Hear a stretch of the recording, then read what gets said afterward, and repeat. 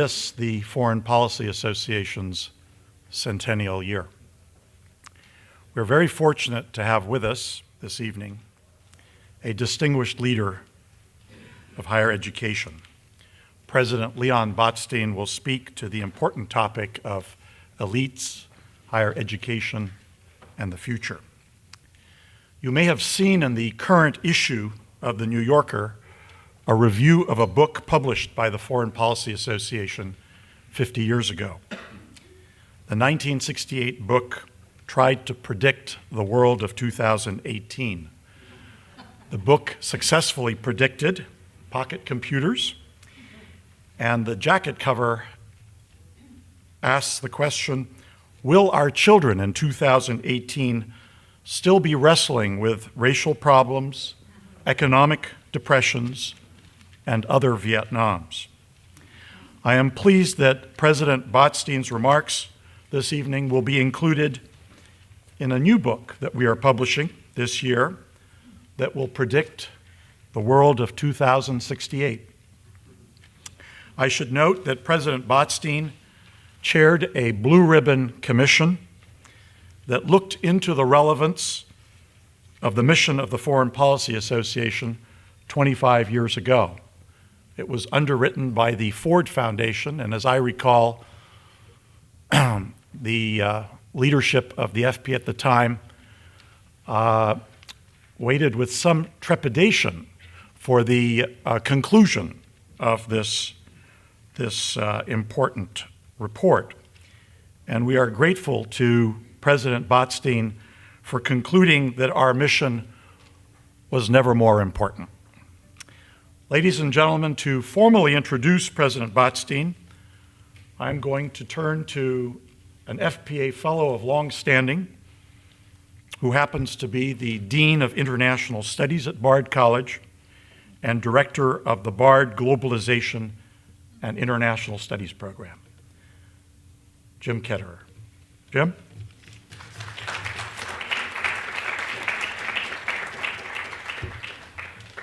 Good evening. It's a pleasure to see so many Bard alumni, faculty, and students here this evening who come not only from our campus in Annandale, but as Noel mentioned, the Bard Globalization International Affairs program here in New York City that draws in students not only from the Bard institutions, but from colleges and universities across the country and in fact across the world, and many of them are here. So thank you for attending. As Noel mentioned, like many people at Bard, I wear several hats. And in addition to being a fellow here at the Foreign Policy Association and my work at Bard, I'm also on the board of the World Affairs Council of the Hudson Valley.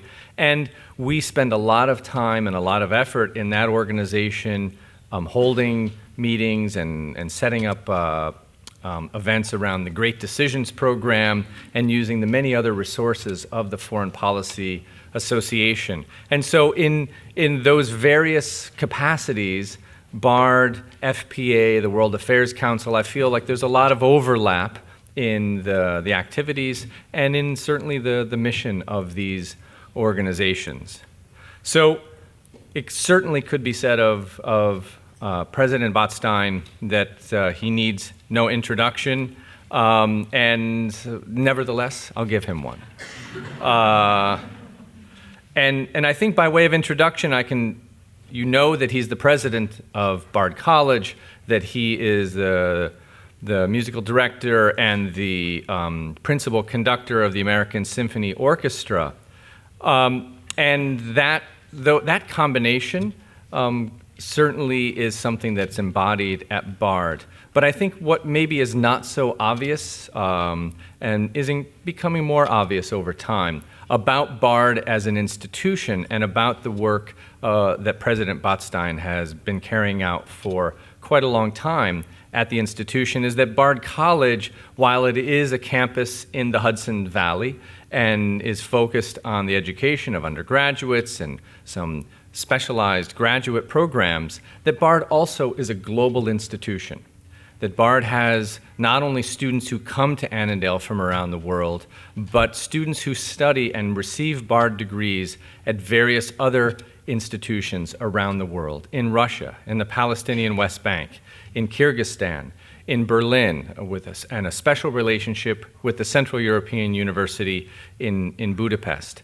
But it's not just global. It's also here in the United States with high school, early colleges here in the city of New York, in Manhattan and in Queens, in Newark, in Cleveland, in Baltimore, in New Orleans, a new high school early college in China, in Western Massachusetts, that this is an institution that takes seriously its commitment not only to the liberal arts, but to bringing together these various components, domestic and international, and making it work. So President Botstein is a relentless defender of free speech and an ardent advocate of liberal arts. And there was a great article about liberal arts and Bard as kind of a missionary institution. And I think that's one of his many, many signature achievements. So with all that having been said, I turn over the floor to President Botstein.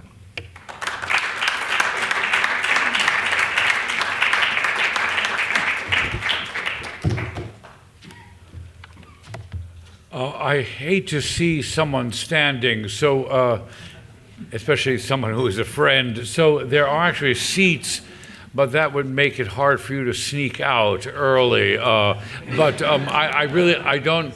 If there's some way we can get seats for everyone, so that no one is really. It'll keep the remarks short. It's all right. So I want to. Thank Noah Lateef and Jim Ketterer also for the kind introduction. So what I'd like to talk about, since most of you have come out on a cold night to hear this talk, which I wouldn't have done if I were in your shoes, I would have stayed at home. But so I want to take seriously the idea of thinking about I wasn't aware of the book of the future. So, you know, we like to think short term, so we think about 2018, we think about 2020, and I would rather sort of think about 2026, which would be, if my math is right, the 250th anniversary of the Republic. So it's in between. I won't be around for the tricentennial. Most of us in the room were at the bicentennial. But 250 years is a reasonable number. And the question is, what will American democracy look like?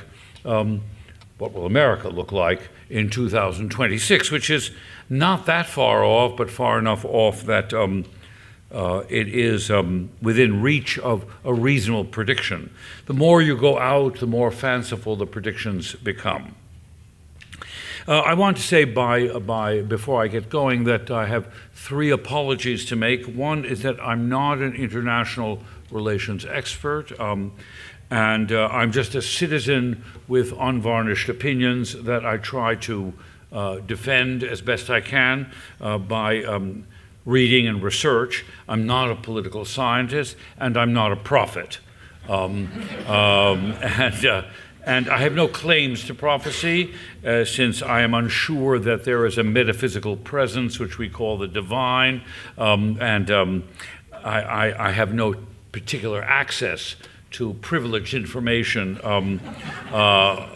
from those of you who believe in the existence of God. So I want to apologize for that. And I want to apologize for repeating things that you may already know that are obvious, but it's hard to say something true and worthwhile and new at the same time. That is to say, the press for novelty can lead us astray. So insofar as I reinforce things you already know or believe, I can do very little about it. And in these kinds of talks, I do want to say ahead of time that I may offend some people here.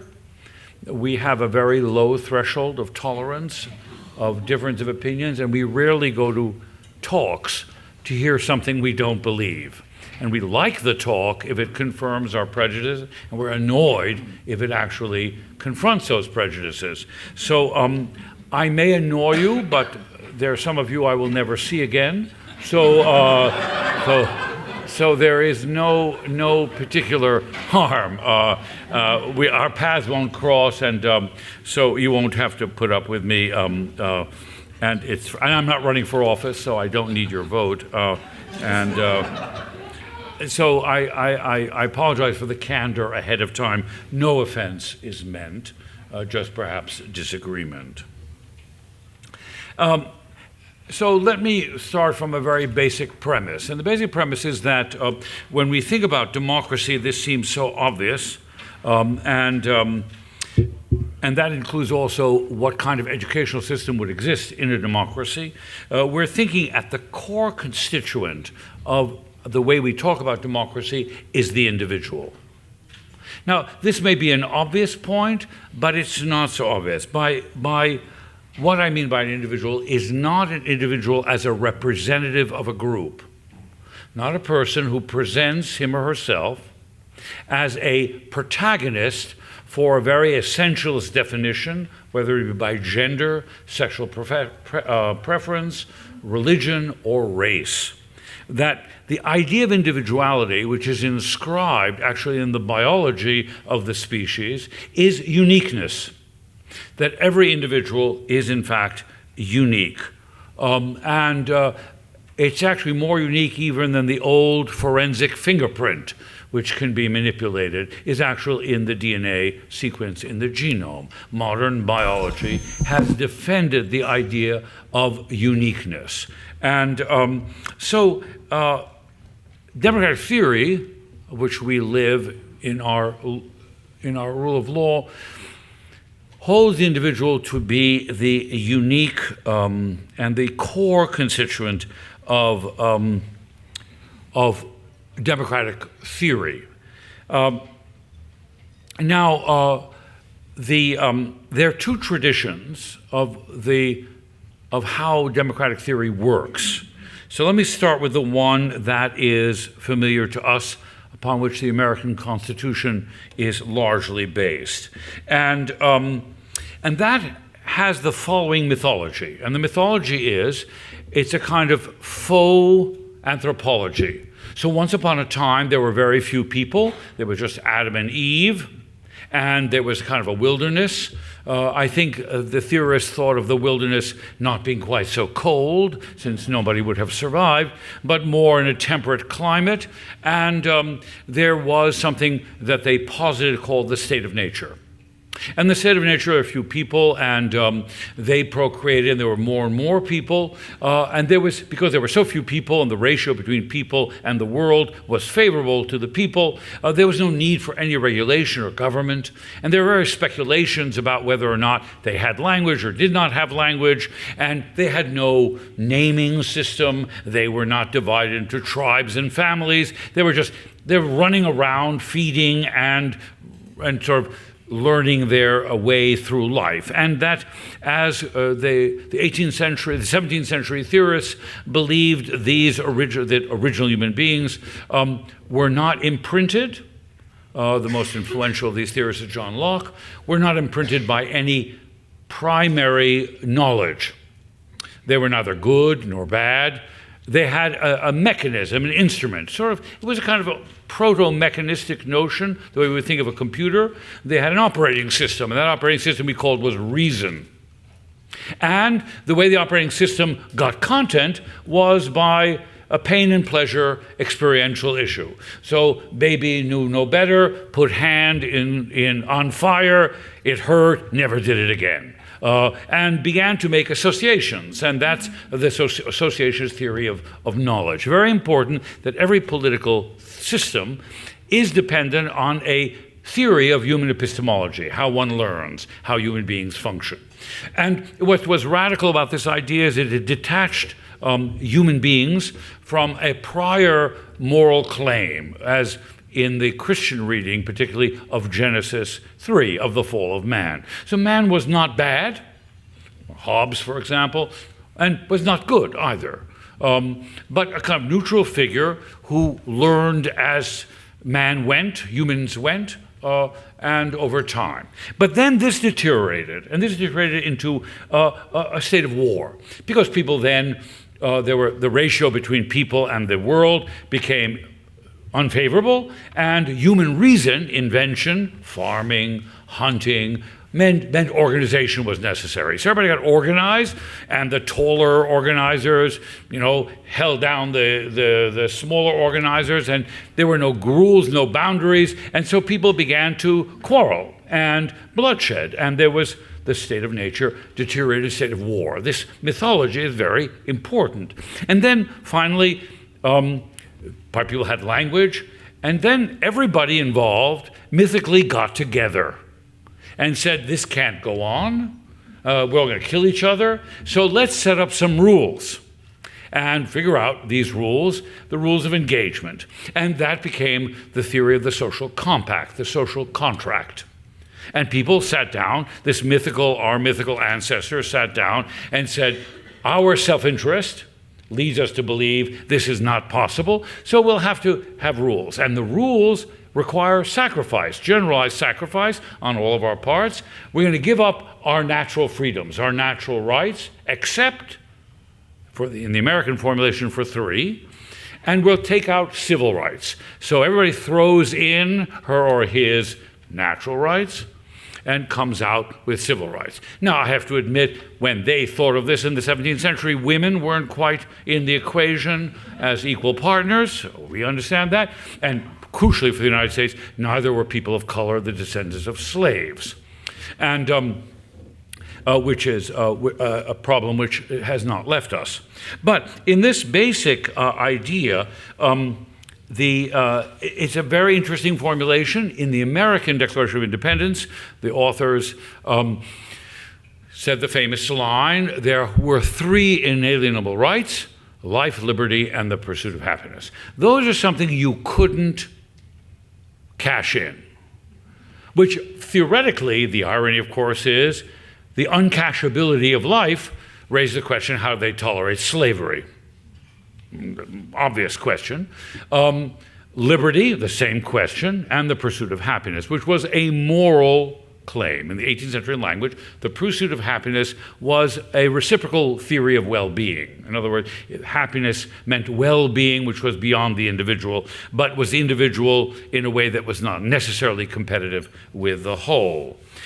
Now, these people got together a long time ago. And so what is relevant to us? Well, these theorists invented something called tacit consent, which is, so all of us were born of parents, and we were born in a place, and we grew up with the benefits of that place, and we were construed as tacitly consenting to the rules of the game. And that became the rule of law, a deliberative system of self-government where everybody understood things like due process, everything we hold dear in a democracy, became part of the claim. But at the end of the day, the object of this protection was the individual,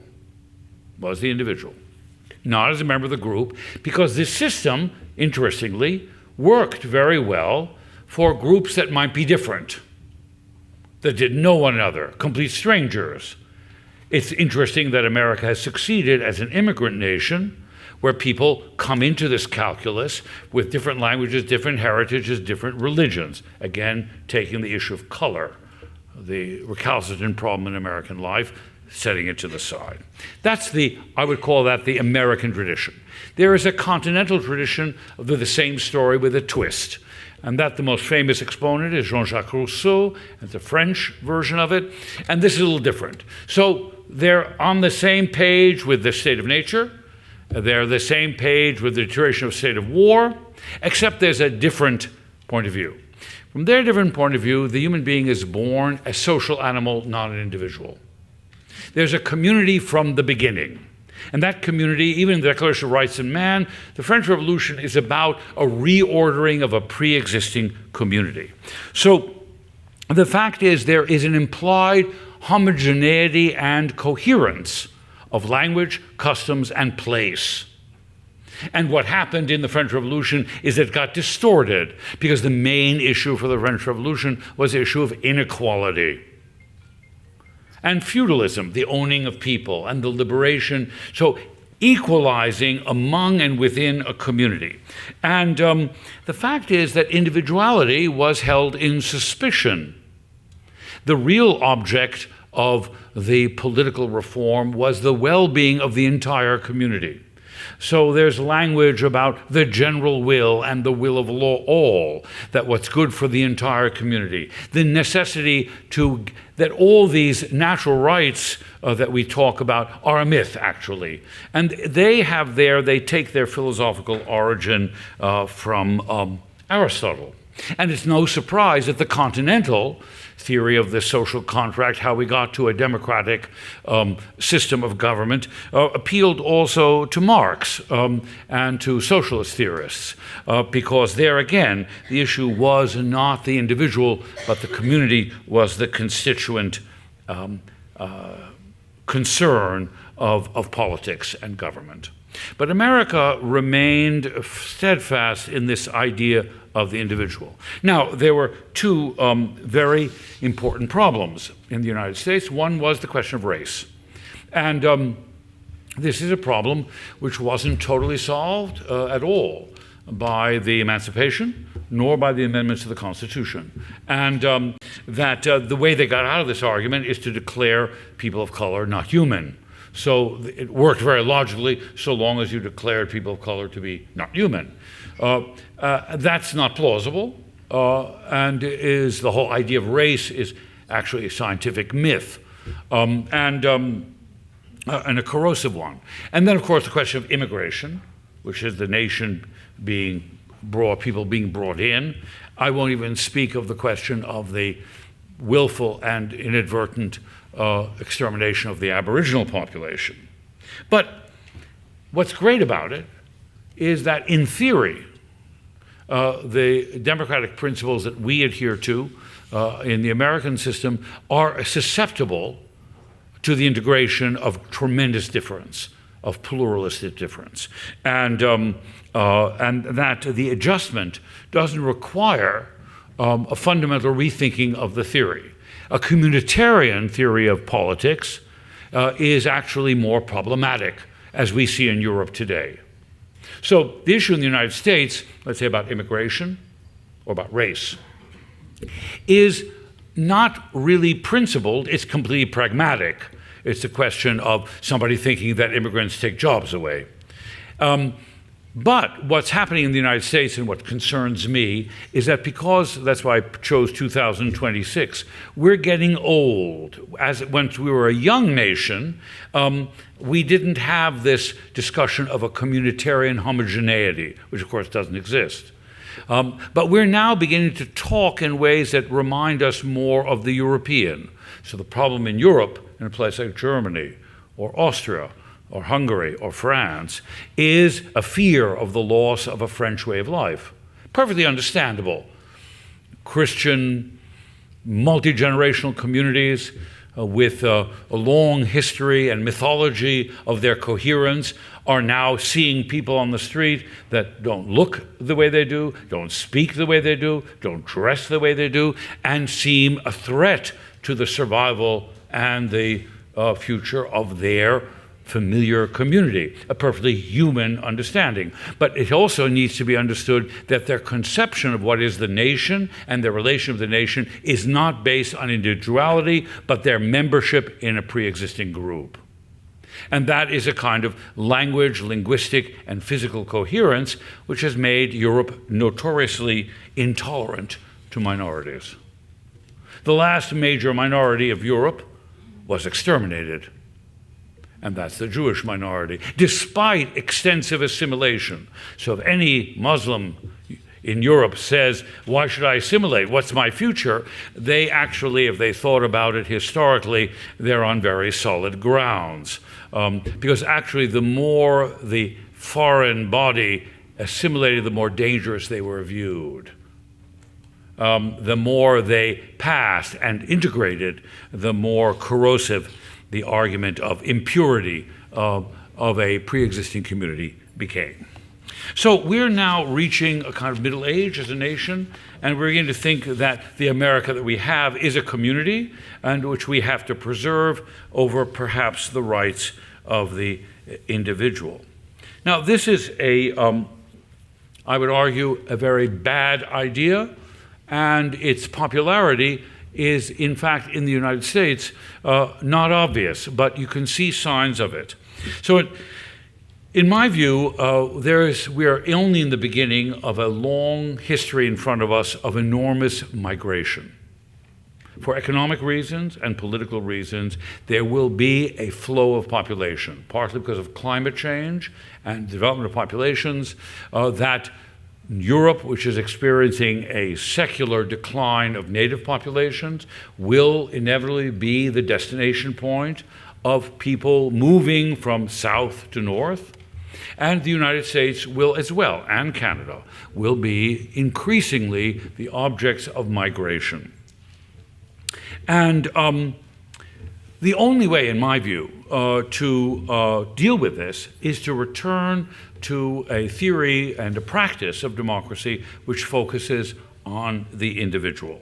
And the two questions, therefore, that with the original theory of democracy has to find a way to reconcile is, number one, the question of race, to get clear that people who look different and have different physiognomy are equal and are entitled to the same privileges and rights as those people who look in the mirror and see the others as different. And two, that all this talk about social contract and a social compact and a rule of laws cannot survive without a measure of a reduction of radical inequality. So what are the fundamental problems we face in trying to preserve a democracy which is based on individuals and on freedom? Well, the first is that we have not encouraged ourselves to think of ourselves with a real pride in difference and individuality. So most of the discussion now has to do with our affiliation with groups. If you see the discourse in American politics, it's not only a matter of identity politics, it's a matter that people see themselves as representative of things where they acquire the self-definition. They don't develop their own independence and autonomy of thinking. We actually don't like people who think differently.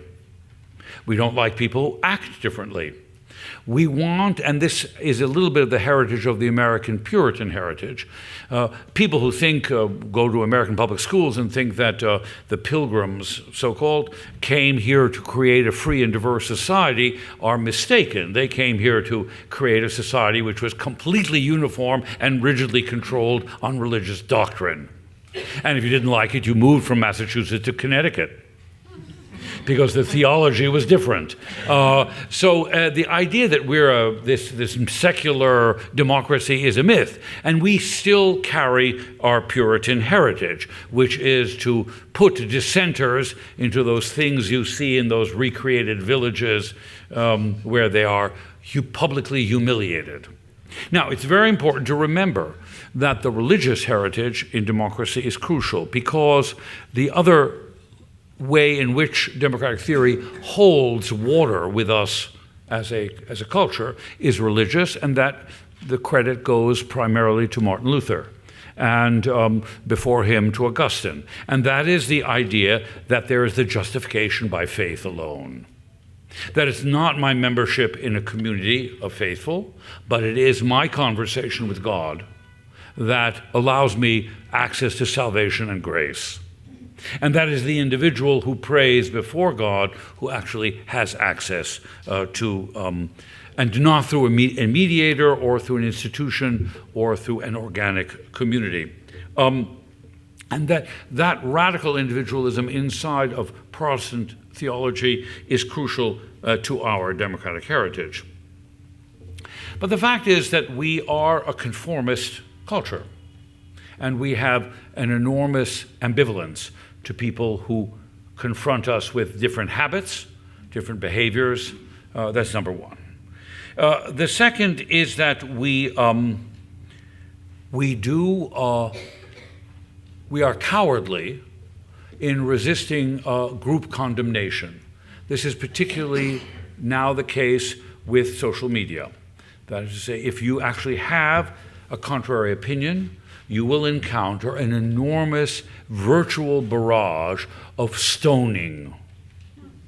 The way you would stone someone who didn't agree with, the vitriol on the internet.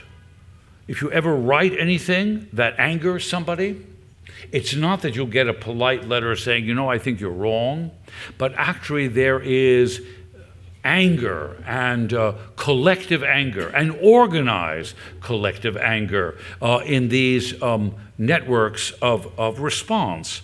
And we don't live in the physical community of debate. We don't have a generation that is coming of age with the experience of debating and compromising. We don't actually have an experience of saying, I agree, you disagree, and we actually then find out why we might disagree or agree, and we might agree to disagree, or we might agree to compromise. But it's in physical time and space. The public space of the conduct of democracy has been displaced to a virtual space, and that virtual space doesn't have the same character. You don't look someone in the eye, you don't actually share the need to, even in verbal communication, to sort of adjust. And as I've observed many times to my colleagues, that email and written communication, texting is a terrible thing because it's unerasable, which means we have no capacity to forget, and forgetting is crucial to a civilized life. If you cannot forget, and you cannot forgive, you cannot have a civilized life. But you've offended me, now I'm willing to forget it, but then I see it again. I can't erase it. And I'm reminded, as at the first day, of how offensive you were. So my ability actually to say, well, I didn't mean it. Well, that's not exactly what I said. You misheard me. No, the person says, it's right there, black and white. So there is something corrosive and about the way we conduct our own affairs, and we do then now take cover in group allegiance. It's a strange circumstance. We used to have petitions in all political developments, but now the sort of signing on to a set ideology, identifying yourself by a label or by a cause or an opinion. The other very significant for me problem is that we also love the tyranny we impose on ourselves. The problem for America in the loss of freedom and democracy is not an outside threat. It's not a threat that used to be in the Cold War of someone attacking us. It's not about North Korea or about China or about Putin, or it's nothing about being conquered. We don't have to be conquered. That's the great miracle of the Russian intervention in the American election. How easy it is to manipulate us, and actually how much we like the idea that no one will put up with thinking differently. Dissenting, thinking differently, doing things differently, except in the marketplace, where people are rewarded for certain kinds of innovations, is actually enjoyable.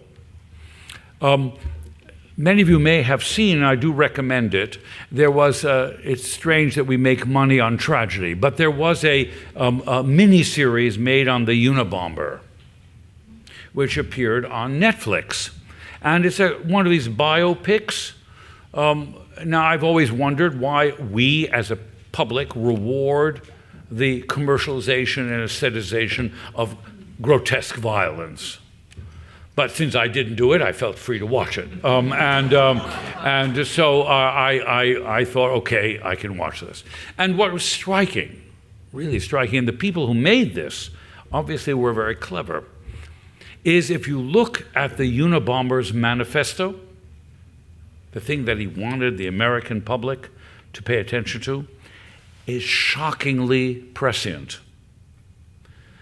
You look on the street, people mesmerized by technological devices.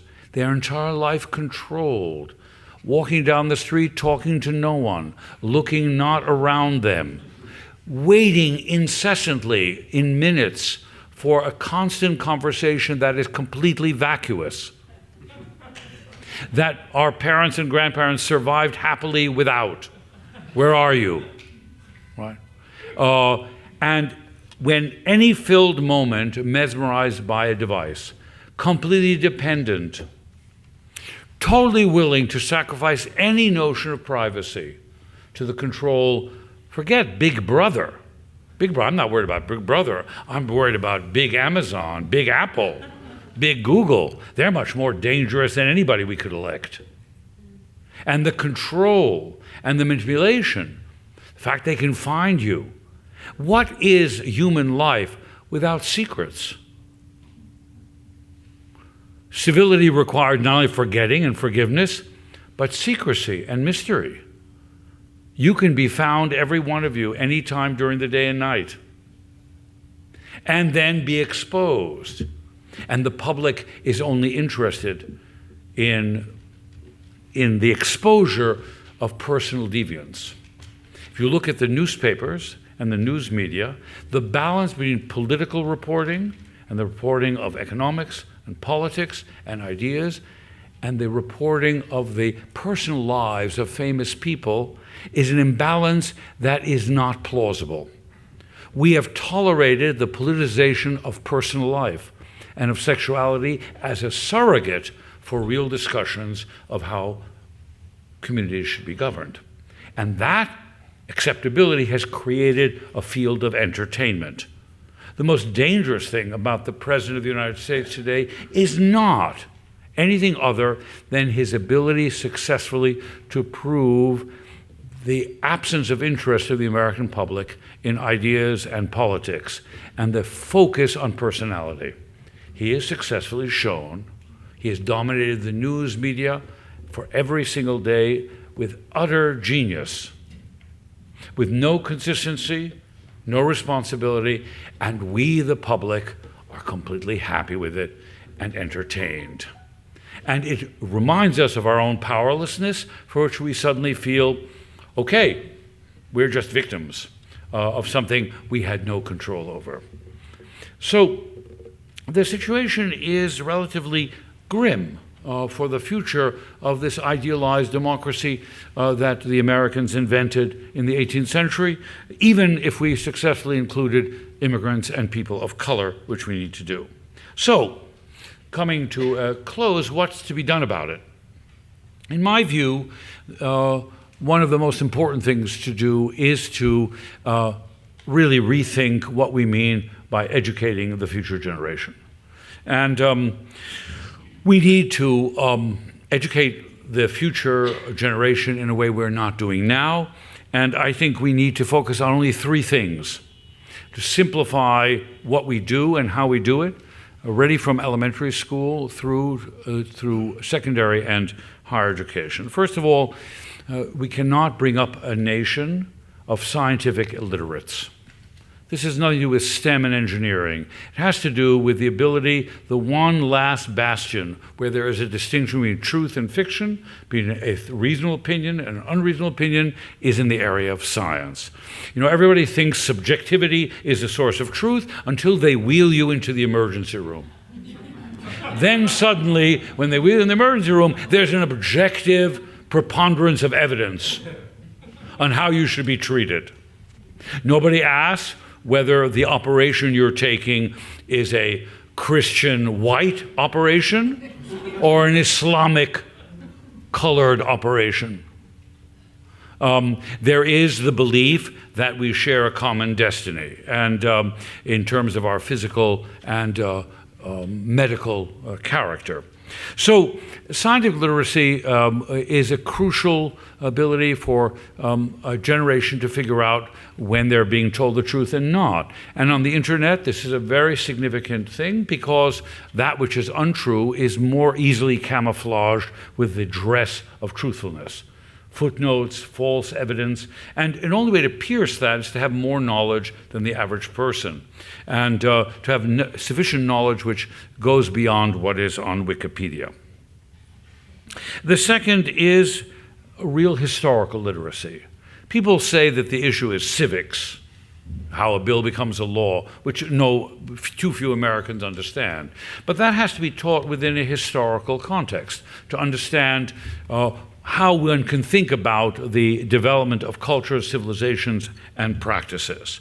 And the kind of competing explanations, we now like the word narrative, the competing narratives about our history and what our history means, which we see in the discussion over monuments or about what the legacy is, are ones that require people to be able to negotiate a question of what was our past.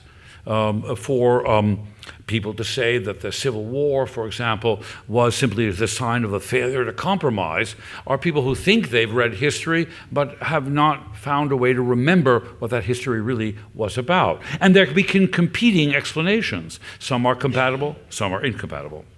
And the third, which I have a special vested interest in, is what is the secular way we can remind people of the sanctity of every human life? In my view, that's aesthetic literacy. That is the way in which we construe beauty through our own experience. And we create that which is uniquely human.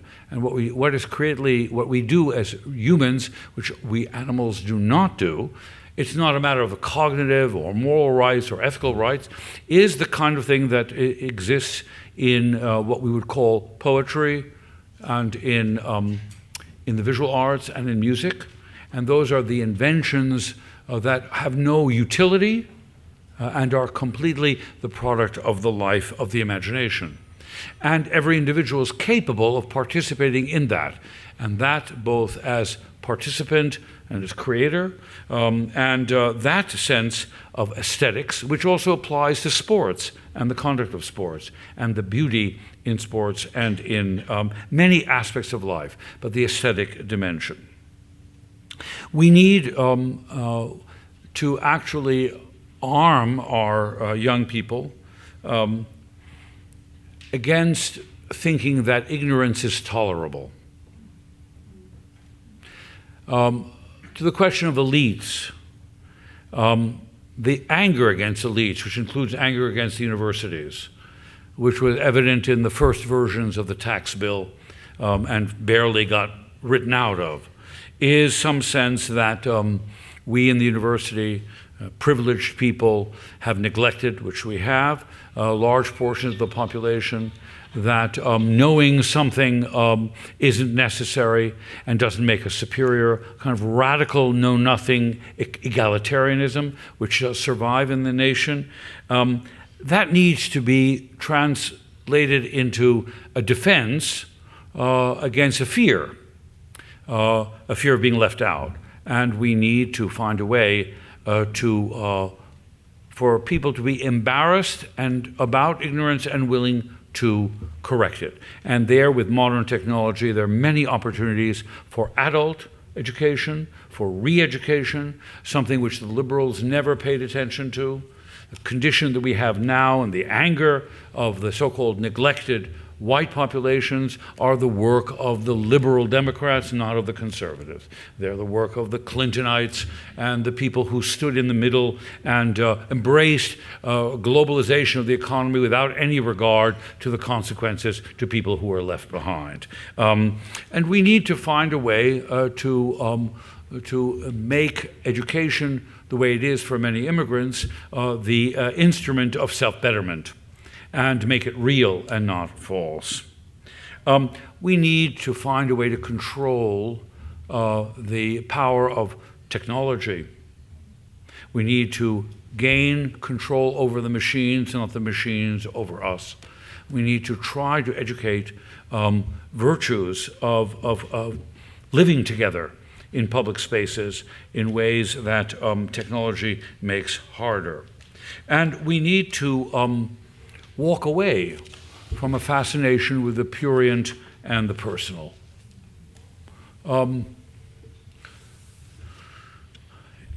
Finally, a person who is, we need to recreate a tolerance for privacy and a respect for that, a distinction between the public and the private, which permits a better group of people to enter public life. One of the problems we face is a decline in the quality of people who are willing to go into political life. And I don't blame them.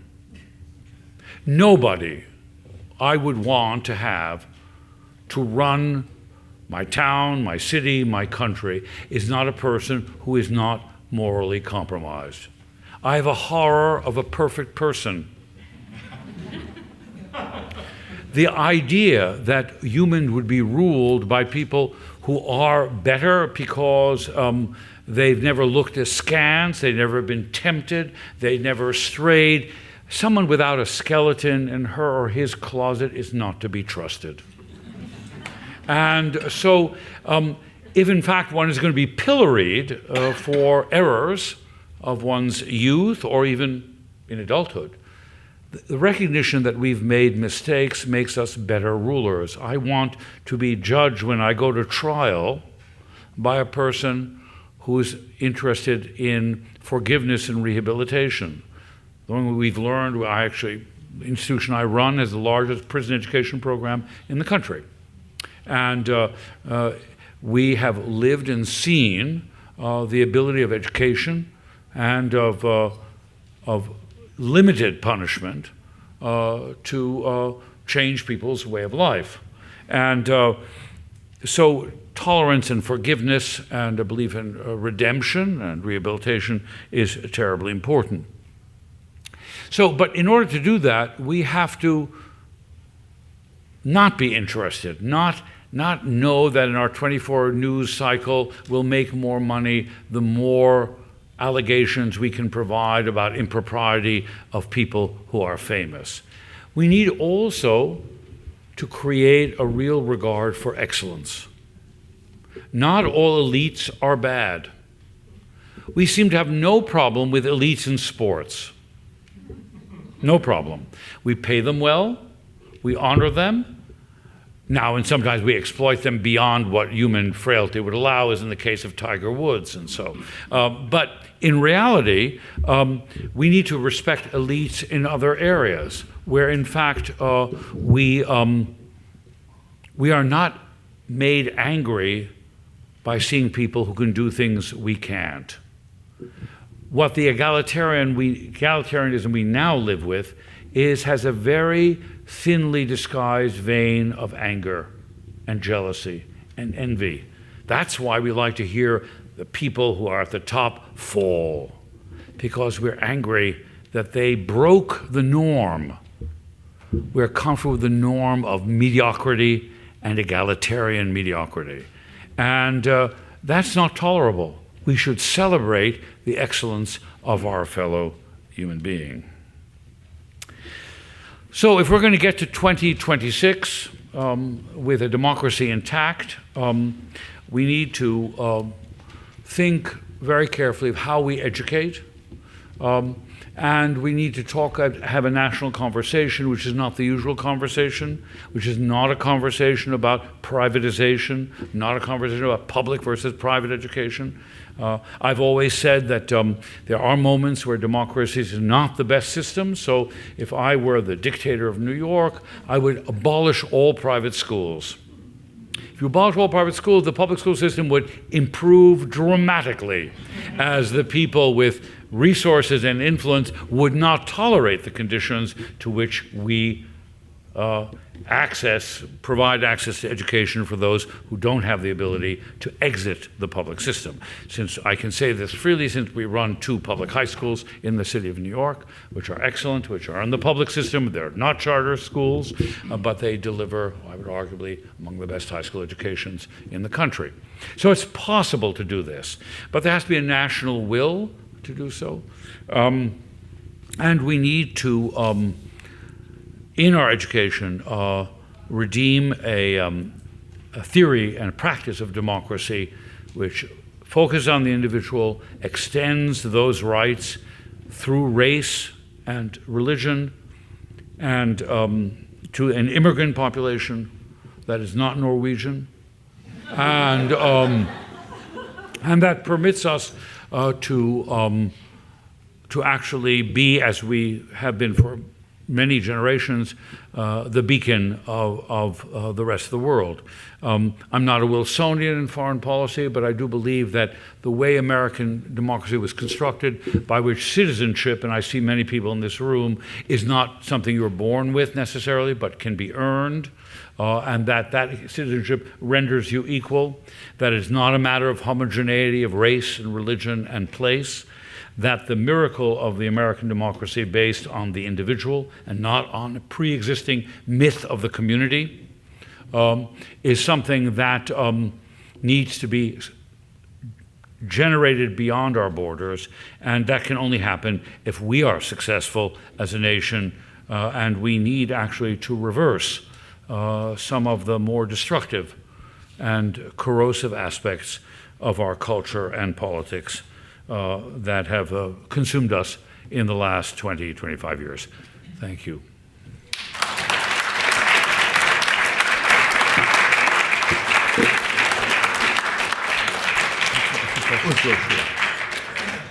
Well, President Botstein, thank you for those very incisive, insightful remarks, and I think you are prophetic in what you are saying here, so we'll see how this holds up in our Centennial publication. I'm going to let you call on your questioners. So if you would just keep your questions brief and introduce yourself. Thank you. My colleague, Michael Ignatieff, who is the rector of the Centennial University, has a great phrase. He said when he opens the floor to question, he said, remember, question is a short sentence that ends in an interrogative. But please. A comment is also. Yes? Emerson said that it doesn't matter whether a cat is black or white, that matters whether it catches mice. And he did a more coherent view of history and of future in 26 as to whether we're... Yeah, I get it. Start again from the beginning, yeah. Well, I'm sorry. The question is more whether our system is better at catching mice than other systems, and that you could see if you look back that when Russia was being relatively successful, people were turning to communism and that kind of thing, and then it fell apart and everybody abandoned that. And now the central issue of whether democracy continues here, would it not be more sensible to say as to whether people see China as a more successful model than the US or vice versa? If I understood this correctly,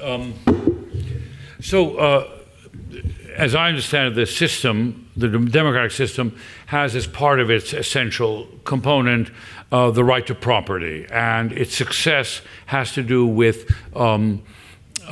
the freedom of the individual to pursue life economically in such a way that he or she has a sense of progress, ownership, and protection. It's competitive. It's a competitive system, as opposed to a communist or socialist system. I think one of the barriers is that, and for us, is that it's not, I don't think it's possible to sustain a system purely on a calculation of utilitarian material self-interest. There has to be some non-economic, non-material value that motivates people. And that's now, there is such a reductive quality to the definition of the results of freedom being material, that there is the quality of life question, especially if you believe that some people do, that robots and that mechanization will continue to make certain kinds of work irrelevant, then the question becomes, what's the purpose of life? I mean, I have a much easier time defending my homeland or my wife or my husband or my family if I have the sense of satisfaction that I had to chop the wood and bring home the food as a hunter or gatherer, and I actually defended my life, and I spent my life doing something that was worthwhile. That's not needed anymore. I'm not needed for my manual labor. This all can be done by artificial intelligence. And therefore, what am I going to do with my time? And that's dangerous to democracy because if you're not needed, where's your sense of value? And if you're needed only a way in that's demeaning, your anger against the people who can find a way. I'd love not to work because I, for one reason or another, am able to entertain myself, whether it's in music or in reading or whatnot. I can fill my leisure, so-called leisure time up. The ability to do that, not all people are cognitively equal or have equal set of talents, and the sense of well-being is something a democracy has to find that people get attached to. The trouble is that as the democracy deteriorates, the attachments we sell are competitive. Hate, fear, the amount of misinformation that travels in the United States about who's responsible for what, and the amount of demonization of other types is enormous. And it's only through education that you can actually get around thinking of the world in kind of uncritical stereotypes. I'm not sure whether that answers the question. Yeah. Okay, so yes, sir. Your question mark, I've been trying to rephrase a couple things in question mark. First, I think that 10, 50 years ago, there was a war on poverty and so on. And a lot of the money went to give academics money to study poverty. And now we talk about STEM research. And it's not that I'm against these, but I think it's a lot of it's research. I'm asking, a lot of these issues are in fact motivated by the greed of the people who are raising the issues. I'm not saying that they're inconsequential, and I'm not taking a stand. You're suggesting that that the concern for poverty is motivated by a desire to discuss the issue? Yeah. Yeah, but what I mean is, the question that I wonder is, so let's assume we could eliminate poverty by some sort of subsidy, with negative income tax or some kind of minimum subsidy of all individuals. Since I don't believe poverty is self-inflicted, right? It's not. I don't hold the position that Scrooge had in Dickens, that the poor are responsible for their own fate. The question is, let's assume we're able to eliminate poverty, which we should be able to do, and that progress in technology and the production of food and so forth, even in the control of the environment, should make that possible. It doesn't solve the question of, especially with increased longevity, how you give all the people in society some sense of ownership and allegiance to the rule of law and a civilized place. What do they derive from it? That's the pursuit of happiness question, which is a collective question, not an individual question. And that's a deeply problematic, and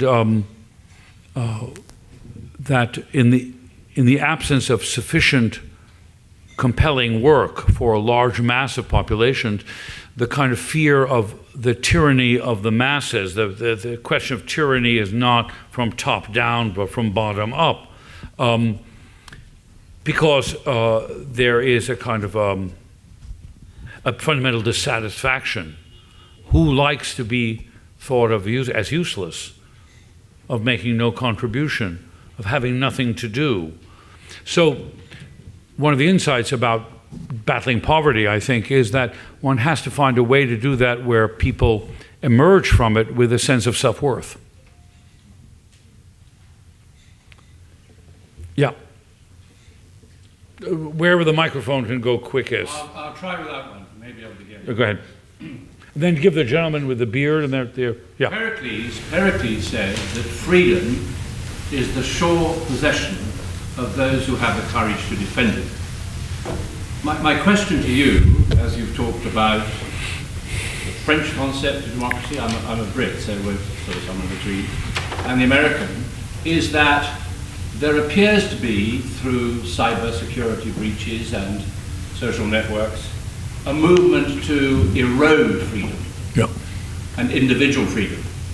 So I would like your view on what Pericles and others have said about the need to actually be robust in standing up to defend freedom before we lose that freedom.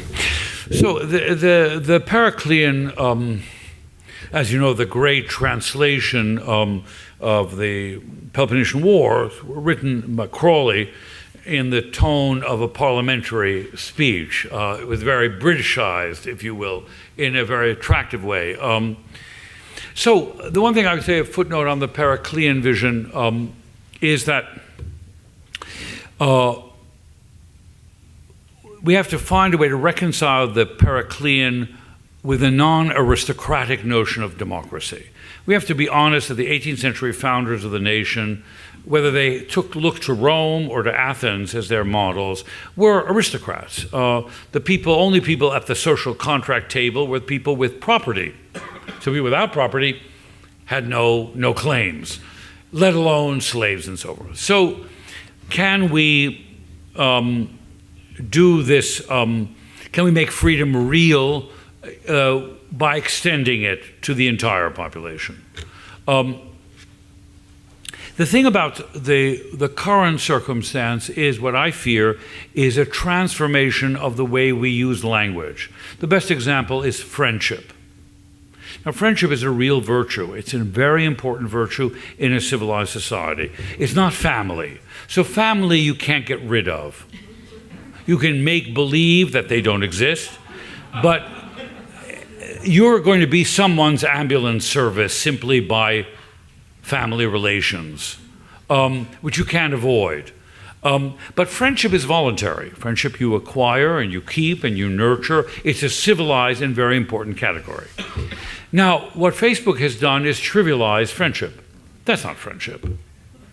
The same way that liking something on Twitter is not liking. You can only like something you know, and Twitter has insufficient information to be likable or unlikable. So we have corrupted the language and we've created a virtual fake of human relations. The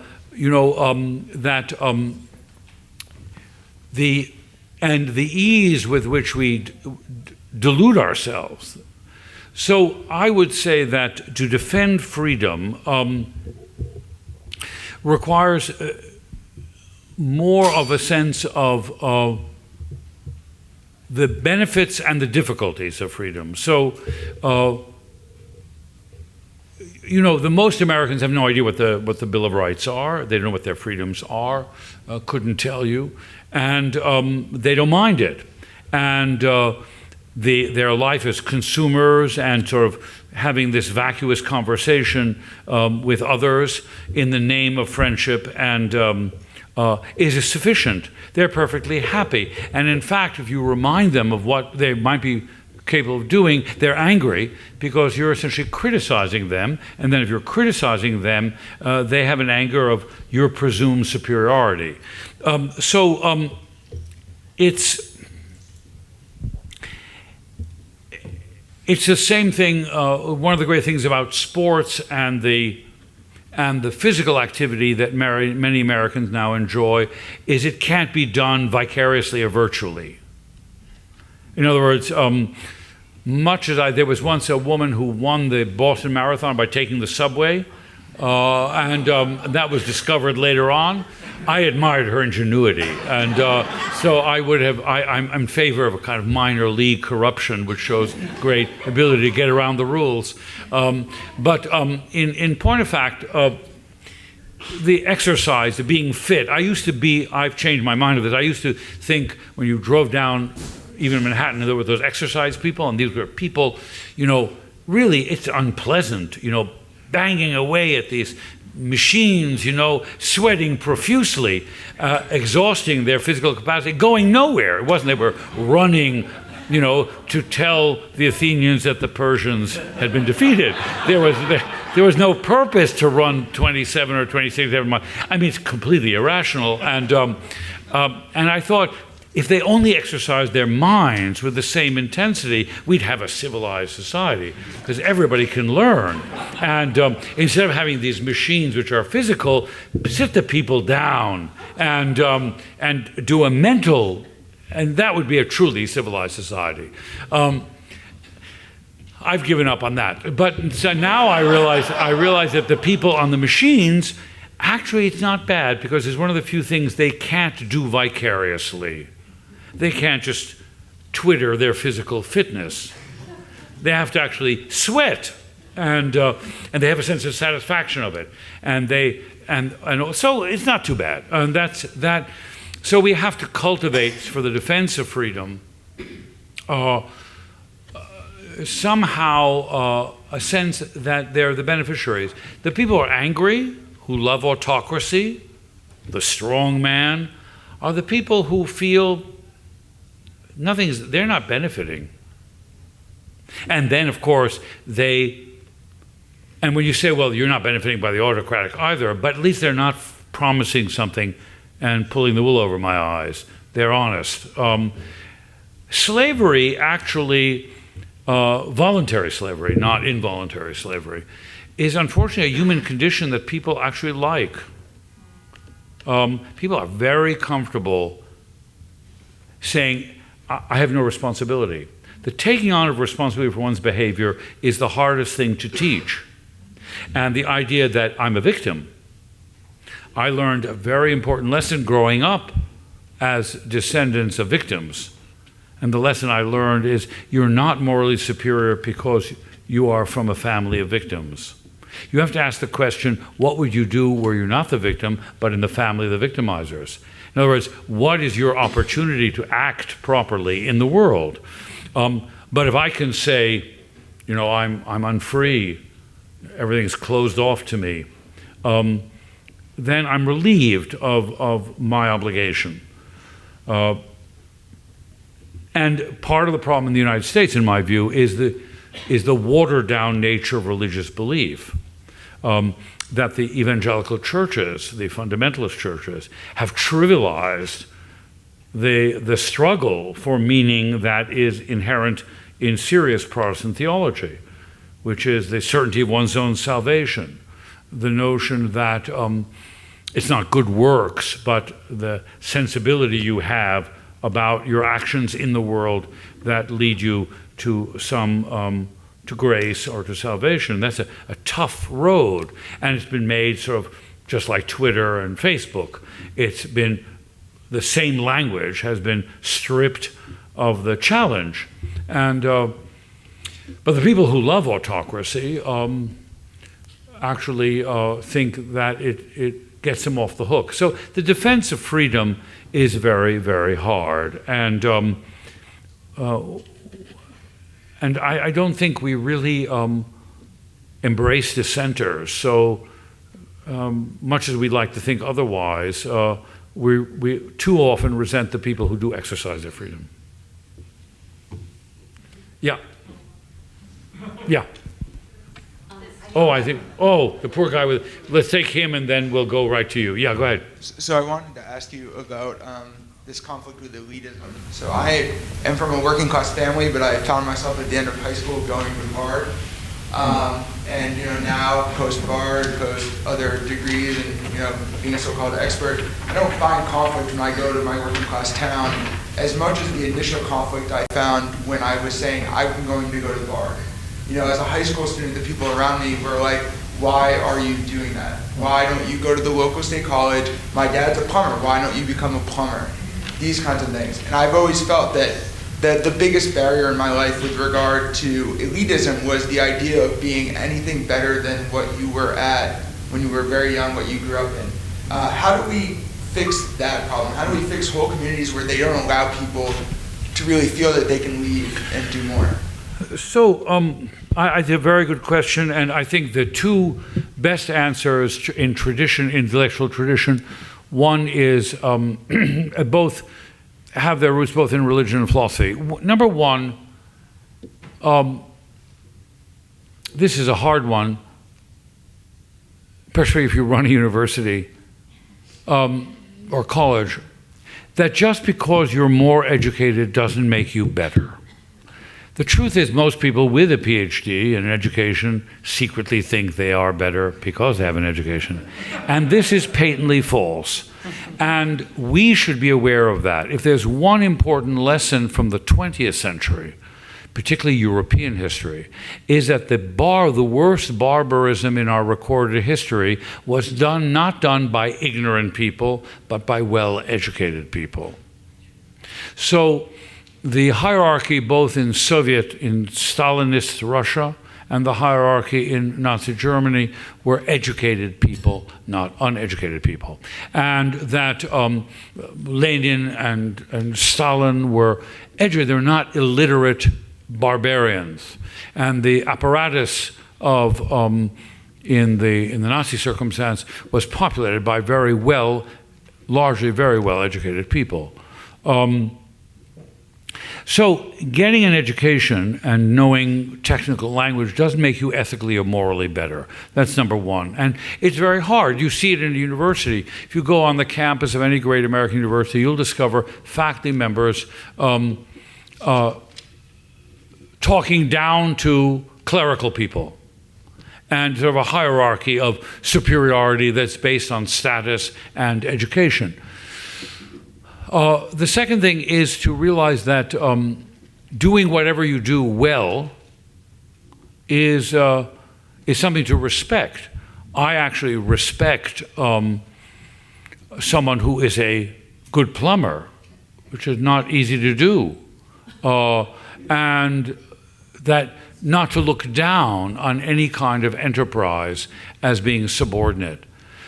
Now, this is hard in this country. Actually, it's not. It should be easier in this country because actually the financial rewards that we provide are not commensurate to the skill involved. So, people make a lot of money sometimes for reasons that are not obvious. And investment banking being one of them. And so, and the same with lawyering.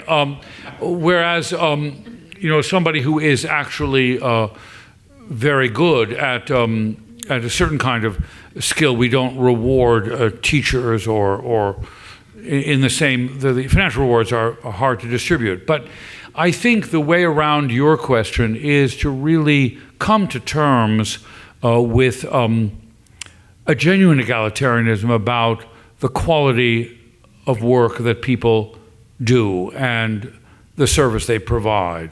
One of the great professions that unfortunately doesn't have sufficient status in the country is nursing. Now, this is a fantastically important profession. And the way we've organized medical care is also perverse in the sense that we have devalued the contact with the patient and the human aspect of it. So it seems to me that the other thing, of course, is in your high school or in even my high school, the public high school, try to talk the other person out of an illusion. So, for example, where you go to college makes no difference in what you become. The first thing I tell any parent of an applicant is don't worry. You can get a great education in most institutions. There are only a few I would prevent my children from going to. But the others, you can do this, having to go to Harvard, Yale, or Amherst is a ridiculous thing. It's the same idea that the shirt I wear because I paid 5 times for much at Bergdorf is actually inferior to the shirt I bought somewhere in the Bronx that has no label. That happens to be not to be true. Even in my field, I learned an early lesson in high school. I went to a public high school, which was a music high school here in New York, and the violinist Isaac Stern showed up, and unannounced, and we were in a rehearsal of Mozart's Sinfonia Concertante, and the guy who was playing the solo violin, wonderful guy, I was a sophomore, he was a senior, and he walked into the rehearsal, and we played on school violins. These were cardboard pieces of junk that basically were scotched together with, taped together with scotch tape. And there was a break, and Charlie Rapp said to Mr. Stern, I'm terribly sorry. If I'd known we were coming, we'd have brought our own instruments, turning to all of us, and he said, oh, don't worry, it sounds great. And finally, we kept rehearsing, and then we sort of called on Stern to play. He was there, why don't he, as a piece he knew, why didn't he step in? So sure enough, Stern takes this piece of junk, right? And I remember sitting there, and I learned a lesson which I've never forgotten. Don't complain about the equipment. There he starts to play and sounds like $1 million, So the point is to convince the other person not to be envious of what they think is a head start on your part. And it is, so I think it is a real problem. There is something about reason there are theorists of human nature who believe that humans are inherently bad is because we behave so poorly. So we take pleasure in being superior to somebody else, because I was the youngest and I had very tough-minded elder siblings, I somehow had a lifelong affection for the underdog, and that's an important thing to realize, is to have, is not to get joy from outwitting somebody, outsmarting somebody. I've always had an aversion to a kind of competitive sensibility. I used to play tennis, but no one ever wanted to play with me because I admired if the other person hit a good shot. Why run after it? It's just so great, and I didn't mind losing, I was happy to lose. In fact, I stopped playing when I began to play with academics who didn't play very well, but they were determined to win. They even would cheat. I said, I can't do this, and so there's a cycle. We need to rid ourselves of being happy at someone else's misfortune, and it's very human. It's very human. There are a lot of people whom I wish bad things would happen to because I have a source of resentment. But then I have to stop myself. I say, wait a minute. And so I was impressed in my high school reunion, which actually I hosted, a public high school reunion, that the sort of competitiveness we had in high school at that age, you can grow out of it. Actually, you can grow out of it. And I was impressed by the generosity of spirit and a sense of well-being that many of my classmates who entered civil service, teaching, perfectly ordinary professions, some retail, none of them became rich and famous, and got real enjoyment. And that's where friendship, intimacy, a sense of community that's not virtual. In the end of the day, people talk about teaching and how technology will change teaching, and there'll be kind of virtual classroom. We won't have a class. We don't need bricks and mortars. We can get a university education for cheap. And I'm guilty of saying the same thing over and over again, that technology is terrific and very important, and we absorb technology in education. And we do it now. The internet and databases and communication and online learning, all that's great. But it only improves education at the margins, that education is comparable to sex. Technology helps, but only at the margins. The basic transaction has remained the same. And that is true of satisfaction in life. Friendship remains the same, whether in the 17th century, whether depicted on the stage by Verdi and Don Carlo, or whether in the 21st century. Now, technology helps. Marriage and its difficulties are the same, whether you have a handheld device or not.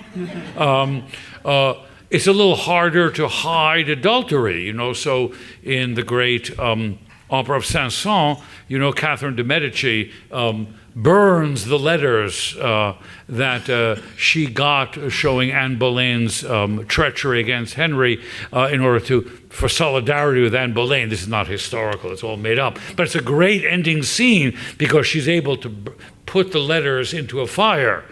Try that with the iCloud. You know, you'll never be able to do that. So there is the human experience of being human, the cherishing. Every time I see someone who is sick or someone who is dying, the cherishing of the beauty of life, but the capacity to realize that beauty, is what the best protection. And the difference between those of us with an education and those without is that I can transform my sense of the everyday.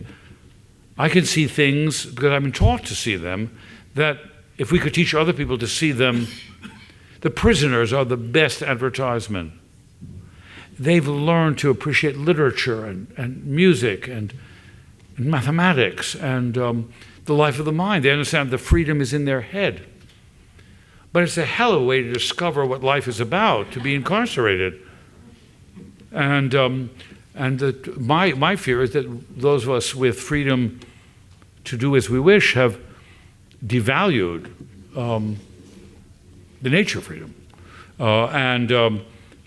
But the experience you have about envy is who you think you're better than. There's a very good answer to that, which is that I know I'm not better.